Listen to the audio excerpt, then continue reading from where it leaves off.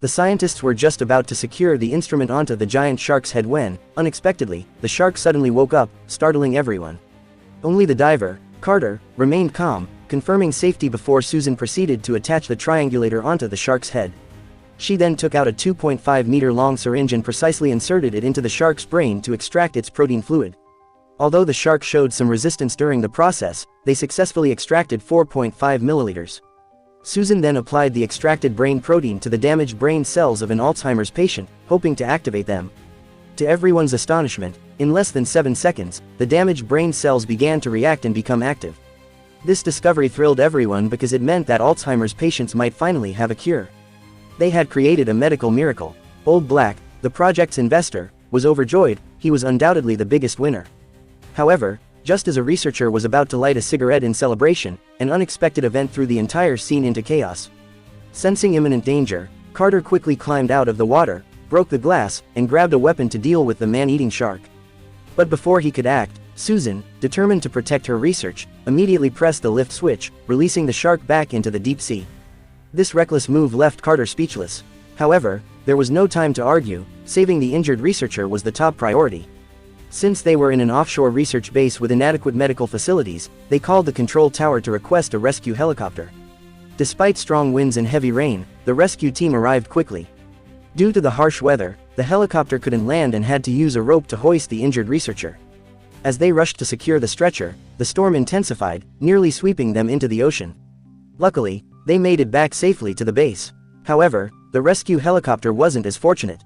For some reason, the steel cable got stuck and began to retract uncontrollably, pulling the injured researcher down into the shark pool. Before the helicopter could ascend, the researcher was bitten by the shark, causing the taut steel cable to snap straight.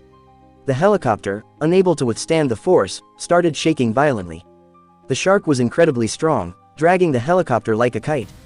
Through the surveillance cameras on the lower deck, everyone watched in horror as the out-of-control helicopter crashed into the control tower, instantly killing 2 rescuers and the tower operator in a massive explosion. The blast engulfed the entire research base. Once the explosion subsided, the base was left in ruins. Their communication equipment was destroyed, cutting them off from the outside world. But the worst was yet to come. Old Black suddenly realized, to his horror, that the intelligent shark was carrying the still-breathing researcher and heading straight for their lab. As visible cracks spread rapidly through the glass, panic set in. Just as they prepared to flee, the reinforced glass could no longer withstand the pressure and shattered. Seawater rushed into the lab, forcing them to run toward the door. Carter, who was at the back, was swept away by the water but managed to regain control and swim to safety. As the lab was about to be completely submerged, the group managed to escape and, with great effort, sealed the hatch against the flooding water. But their ordeal was far from over. Old Black planned to head to the first floor to call for help but was stopped by Carter, who noticed water leaking through the door. This meant the staircase was already flooded. The mechanical engineer, Scoggins, confirmed that if the base was flooded, the elevators would automatically shut down, meaning they were trapped on the lower deck. Their only hope was to use the maintenance ladder to descend to the 3rd deck and take the submarine to the surface. But as they passed through a corridor, they noticed something repeatedly slamming against the bulkhead. Susan thought it was just water currents hitting the equipment, but Carter wasn't convinced. Just as he spoke, a rivet suddenly popped off. More rivets began falling out. The bulkhead was about to give way. They rushed forward and made it into the maintenance shaft just before the corridor was completely flooded. Old Black, now furious, wanted to know if the thing that broke through the bulkhead was a shark. When Carter confirmed it was, Old Black was in utter disbelief. Since when did sharks have such destructive power? From the moment the shark deliberately used the researcher's body to break the glass, Carter had sensed something was wrong. A shark that ignored an easy meal in favor of using tools to attack humans. That was unheard of. With no choice left, Susan finally confessed. In order to extract more protein fluid from the shark's brain, they had violated genetic engineering regulations by modifying the shark's brains to increase their capacity. A larger brain meant more protein fluid production, but the side effect was that the sharks became significantly more intelligent and powerful. And there were 3 of them. Everyone was outraged, calling Susan insane. She never expected things to go so wrong. Her only intention was to cure Alzheimer's disease. And she had succeeded. But at this moment, no one cared about her research. Their priority was survival. The 3 sharks, subjected to repeated experimentation, now possessed intelligence rivaling that of humans. Revenge against humans was inevitable, and the research base was just the first step. Their ultimate goal was to kill everyone inside. Realizing this, the group quickly followed their escape plan. Meanwhile, In the kitchen on the first deck, the chef, Little Black, had just stepped out when he heard water rushing in behind him. A shark had infiltrated the base. Terrified, he turned and ran, with the shark in pursuit. At the last moment, he dove into the kitchen and grabbed a frying pan for self-defense. Seeing the shark swim in another direction, he let out a sigh of relief. But to be safe, he switched to a fire axe and climbed onto a storage shelf. Unbeknownst to him, the shark had already entered silently. Suddenly, his pet parrot flew over and startled him. The parrot, also frightened, landed on a metal pot. Just as Little Black reached out to retrieve his pet, he and the shelf tumbled into the water. He frantically searched for a place to hide and spotted an oven nearby. He quickly swam over and climbed inside just as the shark lunged. But the shark didn't give up. It started ramming the oven, accidentally turning it on. The temperature inside began rising rapidly. Was he, a chef, really going to die inside an oven? Unwilling to accept his fate, Little Black used the fire axe to hack at the top. At the last moment, he managed to break free and, as the shark got stuck while breaking in, he leapt into the water. The damaged gas oven had filled the kitchen with gas. Seizing the moment, he took out his lighter and threw it forward. The gas explosion incinerated the shark, securing his victory. Meanwhile, the others had reached the third deck, only to find the submarine completely destroyed, clearly, another shark's doing. With their escape plan ruined, Old Black suggested swimming to the surface. But Scoggins warned against it. Humans were too slow in water. If they encountered a shark, they would be dead. For sure. Instead, he proposed using the elevator shaft, which led straight to the first floor. However, if the explosion from the helicopter had damaged the top, the change in pressure could flood the entire base when they opened the door. Susan argued that facing the sharks was a better gamble. Scoggins, terrified of confronting the predators, insisted on the elevator shaft. As tensions rose, Old Black stood at the water's edge, urging everyone to unite. There was no room for internal conflict. They had to work together if they wanted to survive. But before he could finish his speech, something terrifying happened. As they watched Lao He get swallowed whole by a shark, everyone was frozen in shock. It was clear that taking the water route was as good as going straight to their deaths. At this point, Susan stopped arguing and obediently agreed with the others to take the elevator shaft instead. However, their worst fears soon became reality. The moment they opened the hatch, the imbalance in air pressure caused seawater to rush in violently. It was clear that the top of the elevator shaft had already been damaged. With no time to hesitate, they quickly climbed into the shaft. As seawater poured in rapidly, Susan and the short-haired girl immediately began climbing up the ladder. Carter and Sika, who were securing the rear, shut the hatch with all their strength before quickly following them. But they hadn't expected the top of the elevator shaft to be on fire, blocking their escape route to the surface. With no way to climb directly to the first floor, they had no choice but to go to the basement level first and then find another route via the stairs. However, an even greater crisis followed. A shark suddenly burst through the hatch and entered the elevator shaft. As seawater continued to flood in, the water level rose rapidly. Seeing this, everyone frantically climbed faster, knowing that if they didn't, they would become the shark's next meal. To buy time for the others to escape, Carter made a selfless decision. He climbed downward instead.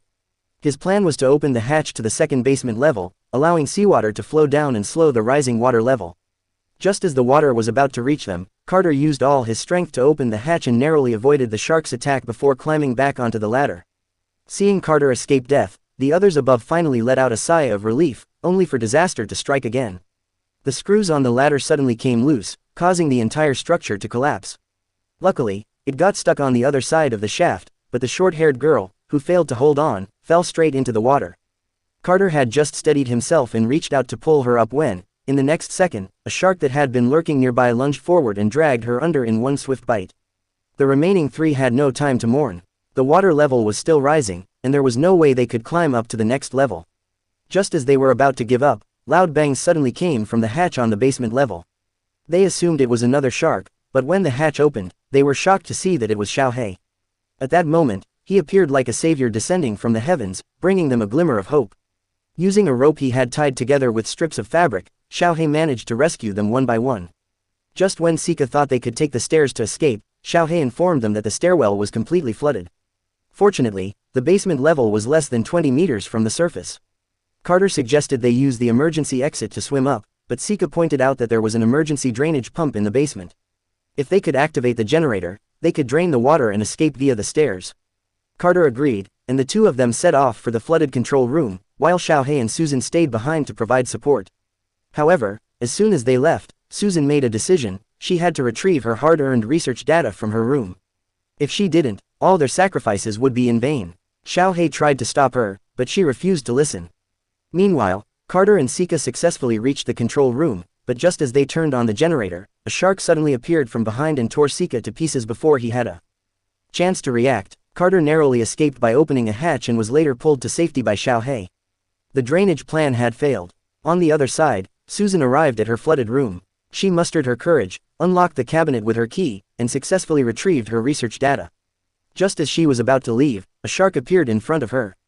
Taking a closer look, she realized it was just a model and sighed in relief, only to suddenly notice the real one swimming toward her. She quickly hid behind a table, barely avoiding its first attack. Then, she climbed onto higher ground, but in the process, her research papers fell into the water. As she reached out to retrieve them, the shark lunged again, leaving her no chance. In a desperate moment, Susan saw the glowing light bulb and formulated a plan. She yanked out a high-voltage cable from the electrical box, removed her coat to insulate herself, and then, as the shark charged at her again, she shoved the live wire directly into its open jaws. After a violent struggle, the shark was electrocuted to death, but her research papers were completely destroyed. Soon, Carter and Xiaohei found Susan, and they headed toward the emergency exit. Their only choice now was to swim out. To ensure their safety, Carter grabbed several fire extinguishers to use as decoys for the shark. Once everything was set, he opened the gate to equalize the water pressure, then unlocked the top hatch. Each person grabbed a fire extinguisher, swam out, and released the extinguishers to float toward the surface. The bubbles from the extinguishers created a distraction, allowing them to swim unnoticed. As expected, the last mutated shark detected them and attacked, but the fire extinguishers threw it off.